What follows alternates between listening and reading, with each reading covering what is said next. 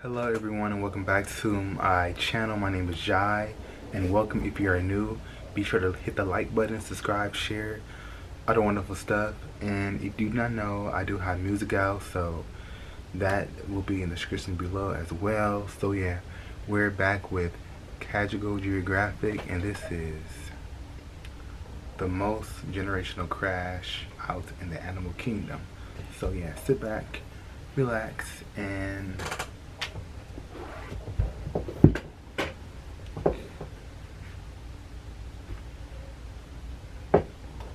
let's watch.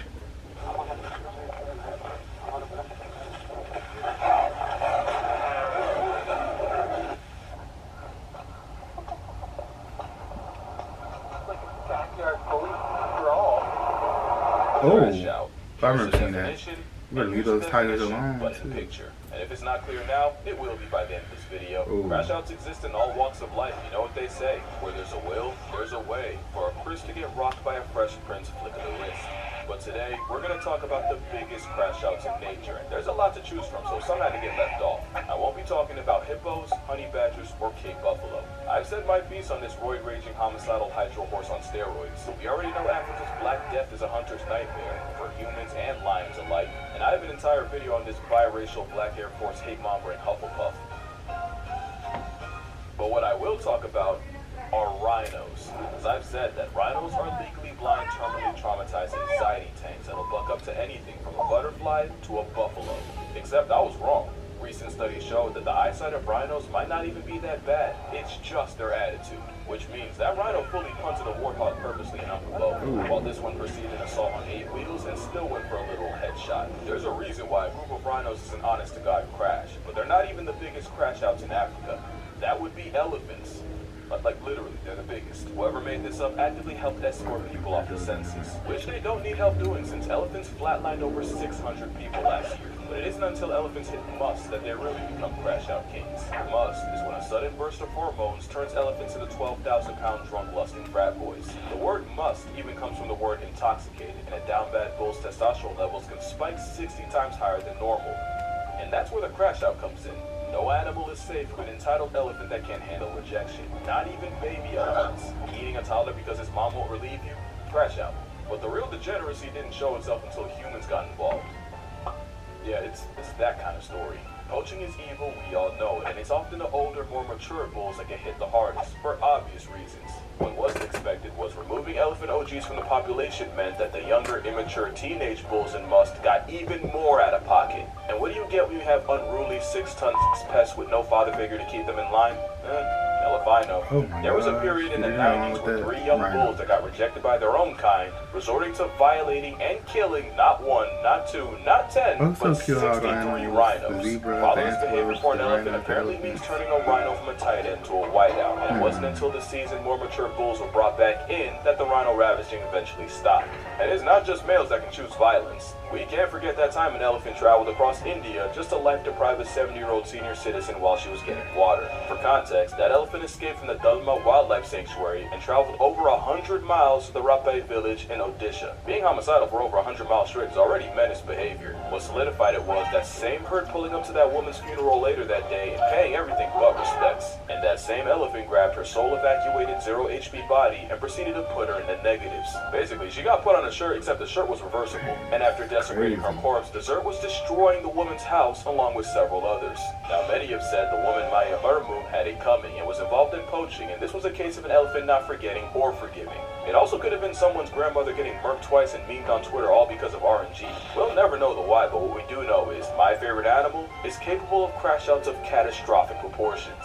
And now we got the smallest crash out in the world. When a colony of Calabopsis saundersea ants gets attacked, some of the soldiers will rupture 2 huge poison-filled glands and literally blow themselves up. They don't just seppuku themselves, they also rain a toxic, corrosive glue that either traps the op ants in place or just burns them alive. It's self-sacrificing altruistic behavior meant to defend the colony, but that is one hell of an escalation. One species of termite also has a concept of kamikaze themselves, and they have toxic glands that actually grow as they get older. That means the same old worker termites with dull mandibles that can't fight or forage as well as their juniors also carry the most potent explosive backpacks in the colony. So their last act of service involves eviscerating themselves in a rain of internal organs, intestines, and toxins, which proves that the most dangerous crash out is the one with nothing left to lose. For reference, that's like breaking into a house and the last thing you see is a senile 90-year-old rushing you with a bomb strapped to their chest. But the wildest crash out might be what PFIDs do once a predator breaks into their home. Because not only will soldiers come together and turn themselves into fleshy fireworks, they'll use their own bodily fluids to plug up the opening. Even if it means they get left outside in past tense, even if it means they suffocate on their own insides, and even if the process senses subtracts them instantly. It's one thing to self-destruct to backpedal a predator, or even after already being eaten, which aphids actually do. Using Flex Seal made out of your own guts for home repair is exactly the type of behavior this video is about. But if elephants violating the natural order didn't already tell you, the worst crash outs are the ones humans created. And this black Air Force B is the result of one of the biggest oopsies in human history. Back in the 50s, African bees were brought to Brazil and crossbred with their more domesticated European cousins.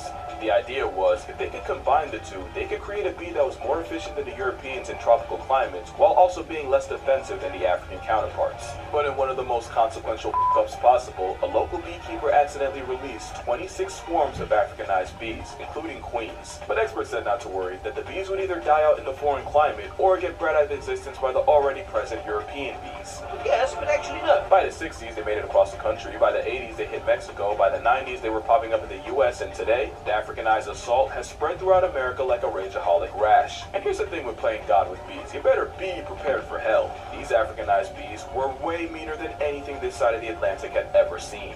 They were way more aggressive, much less forgiving, and the same honey merchants that were enough to legitimately punk elephants. That's not a joke, by the way. We're doing numbers on unsuspecting people. You see, where European bees might send 10 to 20 guard bees after you, the Africanized flying mob will pull up in the hundreds. And where European bees might chase you for a couple feet, the African variety will chase trespassers for a quarter of a mile, assuming you even get that far. The irony is, African bees have smaller hives. That means these gangflies weaponize a higher percentage of their hive just to go after you. Add the fact that the very smell of bee venom is like a Batman signal to the rest of the hive, and you realize just how badly that one beekeeper screwed us over. Speaking of venom, you probably know that honeybees die after stinging, since the stingers are barbed and attached to their abdomen, causing attacking bees to literally disembowel themselves. But what you might not know is that stinger will continue pumping venom into you long after the bee has become a was. Now that's just doing the most. That's how you get stories of people being chased by vindictive swarms. Oh, and by the way, it's proven if you try to duck the fate by jumping in the water, they will wait, sometimes with fatal consequences. In 2013, a Texas man died after being stung over 1,000 times, and the bees still had enough malice left over to leave his wife and daughter with 100 apiece. It says a lot that the dietary habits of the Crash Out mascot might have helped create one of the most infamous crash crowds in the air. But not all crash outs are fueled by hate. Some are powered by love.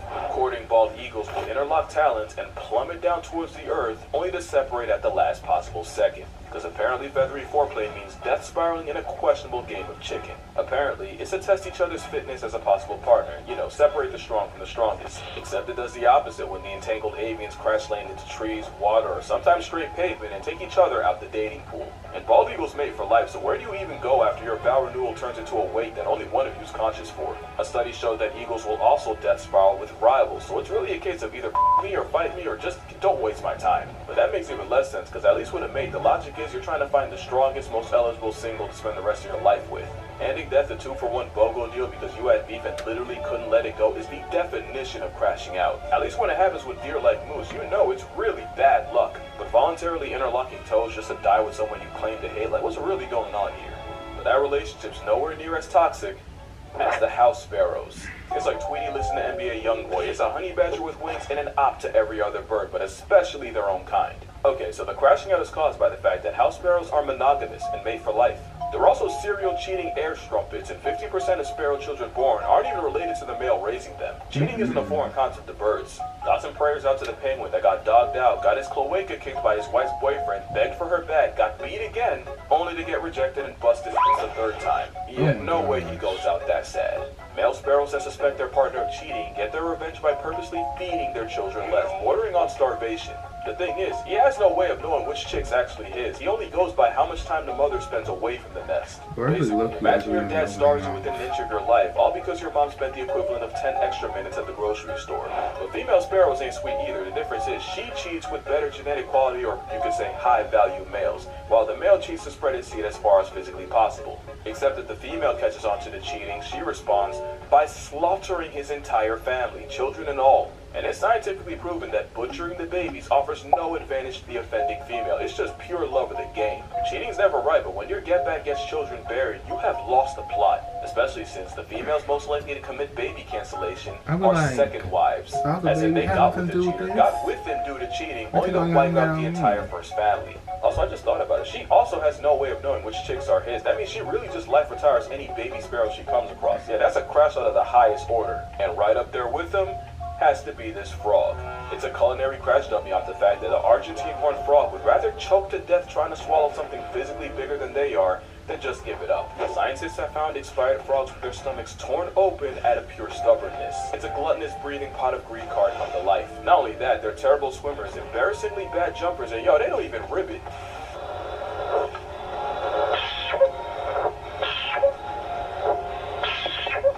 Fooled and sold every aspect of being a frog just to moonlight as Jabba the Gut. They can even develop amphibian corneal lipidosis, where they hold on to so much fat, they literally accumulate fat deposits on their eyes that blind them. To be fair, it's usually from overfeeding in captivity, but my brother in Christ, even the Cado Avocado put the fork down at some point. Especially since frogs can't vomit, the best this kitchen crash out can do is fully eject their stomachs. But luckily, they're not a threat to you.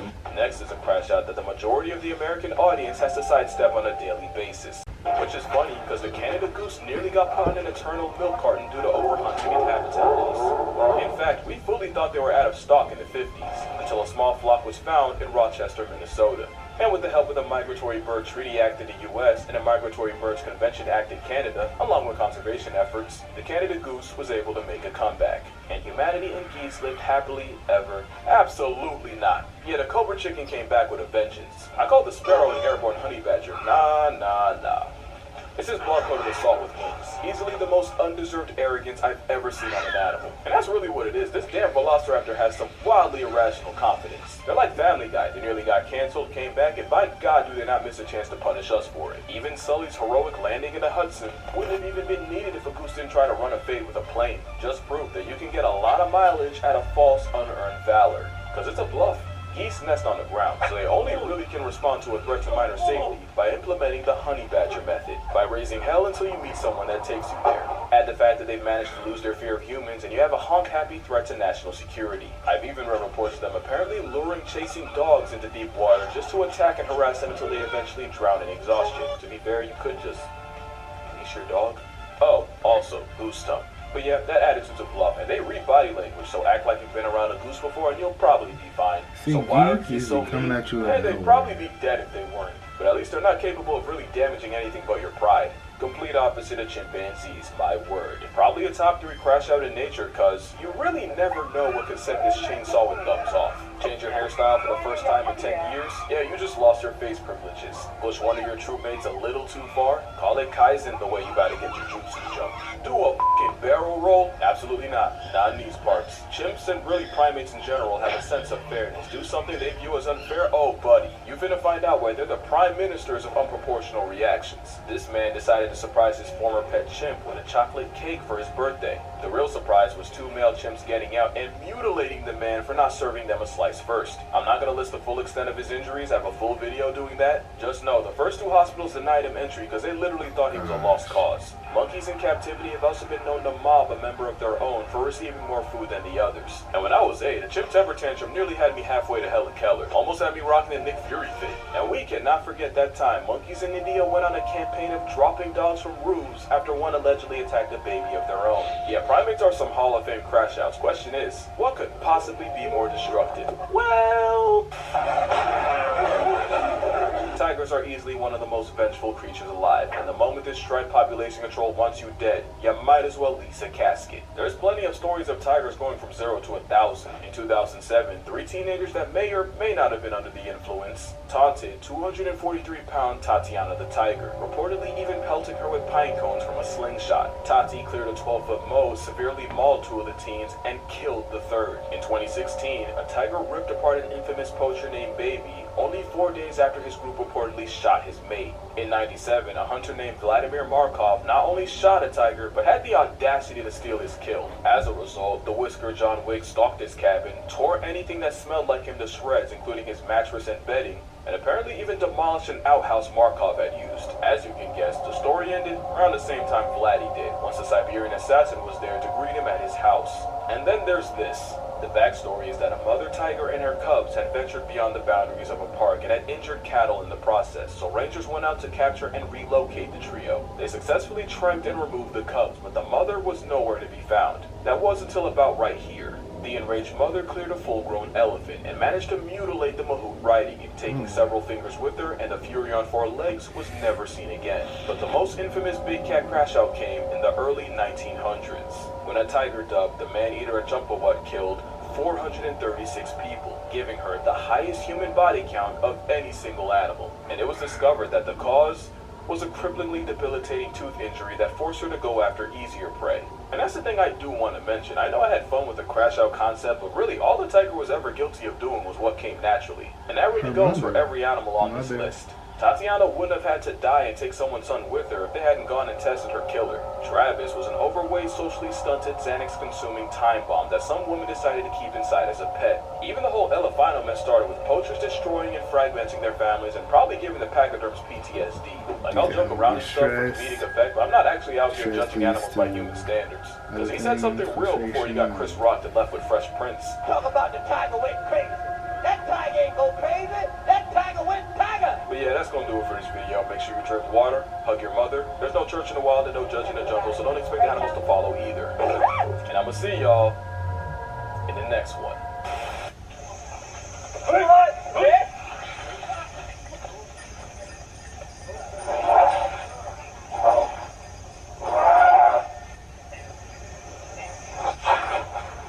Protector.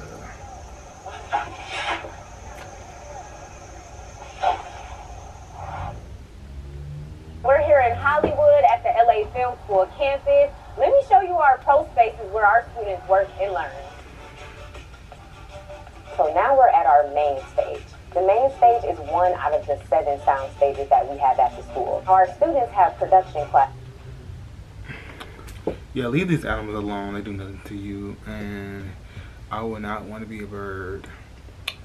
Probably, the bird speech I'd probably be is a flamingo, because all the other birds are so petty to be around.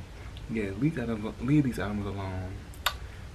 And yeah, that was Geographic, and thank you guys for tuning into this video. Have the most awesome, positive day. Stay grateful, stay blessed. Until next time.